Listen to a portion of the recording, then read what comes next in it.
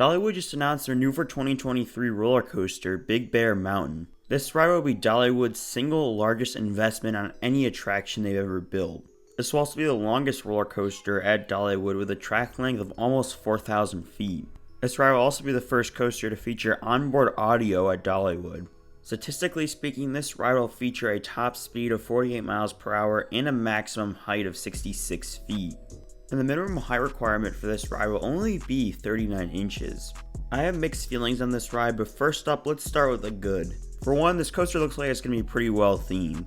This coaster will be going into the Wildwood Grove section of the park, and it will be the Phase 2 expansion for that area. And it seems like the storytelling for that part of the park has been pretty good, and this ride will be no exception. In short, you're basically trying to find the big bear, which is supposed to be an abnormally big bear. You venture out in these hidden lands in SUVs to find this bear. Like I mentioned earlier with the height requirement, this ride would be very family friendly, which could be looked at as a good or a bad thing.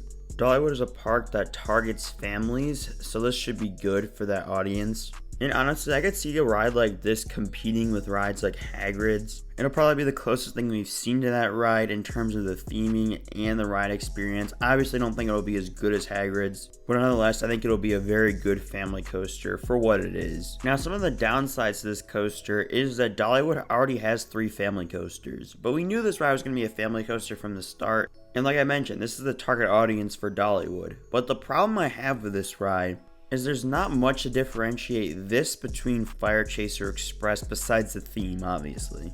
What does this ride do that's that much different than Fire Chaser Express? Yeah, the launch might be a little faster and a little more powerful, but is that going to be enough for the average guest to differentiate this ride from Fire Chaser Express? I don't know. You could argue that Fire Chaser Express has more to offer than this ride will, as it goes backwards and this ride will not. I've seen the comparison that this ride is like Copperhead Strike Jr., and it's kind of like that.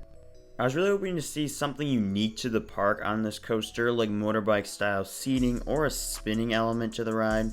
Even something like a spike would have been nice, but there's nothing that really differentiates it from any other family coasters in the park. Dragon Flyer is different from Fire Chaser Express because it's an inverted coaster. Unfortunately, there's nothing about this ride that makes it that much different. I'm sure families are going to love this ride, but if this coaster is costing $30+ million, or however much it's going to cost, it would have been a lot better just to see a B&M Hyper or a Mach Extreme spinning coaster. Yeah, I know that wouldn't fit in Wildwood Grove, but they could put that somewhere else in the park and it'd be just fine. And they could put something cool like a motorbike coaster there. That would make so much more sense because, 1, there's nothing like it in the park, and 2, you could totally put motorcycles in the theme of this ride. Now, I don't hate this addition. In fact, it's something that I look forward to riding if I went to Dollywood.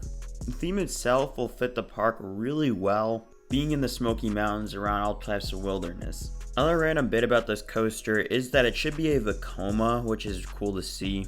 I'm sure they packaged this one with Dragon Flyer, which does make me question how this ride will be the most expensive investment Dollywood's ever made. But that does give me hope that the theming is going to be really good on this ride and it'll be a very immersive attraction. Those are my initial thoughts on Big Bear Mountain coming to Dollywood in 2023. If you have any thoughts on this ride, which I'm sure a lot of you do, make sure to let me know down in the comments below. And I'm interested to see what you guys think of this ride, good or bad, because like I discussed in this video, I can really see both sides. If you enjoyed this video, make sure to leave a like and subscribe to my channel for more analysis style videos coming soon, as we are in announcement season and there'll probably be some great rides being announced over the next few weeks. Now with all that being said, I'd like to thank you all for watching, and I'll see you all in the next video.